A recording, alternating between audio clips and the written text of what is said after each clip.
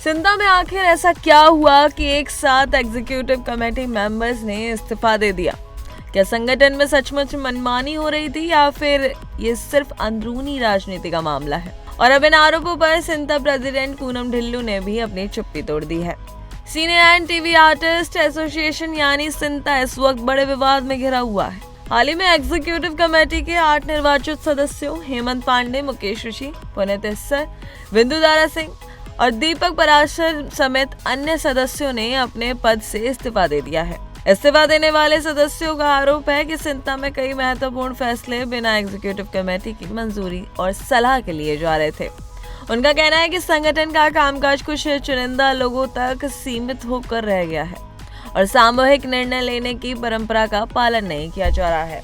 इतना ही नहीं, इस्तीफा पत्र में आरोप लगाया गया कि अध्यक्ष पूनम ढिल्लों ने कई मौकों पर अपनी व्यक्तिगत आईडी से सरकारी अधिकारियों और इंडस्ट्री संस्थाओं को आधिकारिक संदेश भेजे, जबकि ऐसे फैसले पूरी कमेटी की सहमति से होने चाहिए थे।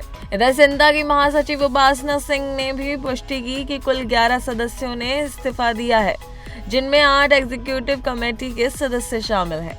लेकिन अब इन सभी आरोपों पर पूनम ढिल्लों ने खुलकर जवाब दिया है। पूनम ने कहा कि उन पर लगाए गए आरोप बेहद आपत्तिजनक और दुख पहुंचाने वाले हैं। उन्होंने दावा किया कि कुछ लोग सिंता के सदस्यों पर नियंत्रण बनाए रखना चाहते थे और जब ऐसा नहीं हो पाया तो उनके खिलाफ गंभीर आरोप लगाए गए।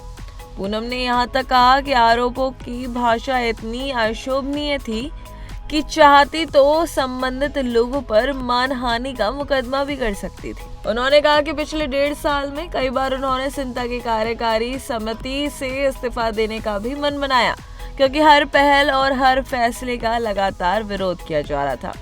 इसके अलावा फंड के इस्तेमाल को लेकर उठे सवालों पर भी पूनम ने सफाई दी। उन्होंने बताया कि हाल ही में आयोजित एक कार्यक्रम से सिंता के लिए लगभग 1 करोड़ रुपए जुटाए गए थे।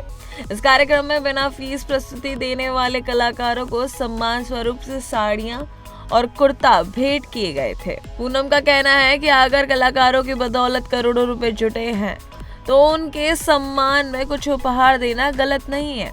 वहीं इस पूरे विवाद के बीच FWIC ने भी सिंता की प्रस्तावित एक्स्ट्रा ऑर्डिनरी जनरल मीटिंग पर सवाल उठाए।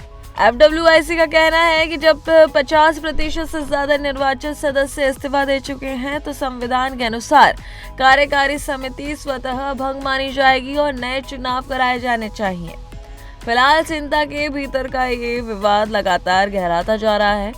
अब देखना होगा कि संगठन नए चुनाव करता है या मौजूद नेतृत्व इस पूरे विवाद का कोई दूसरा समाधान निकालता है। इस मामले पर आपकी क्या राय है, हमें कमेंट करके जरूर बताइए।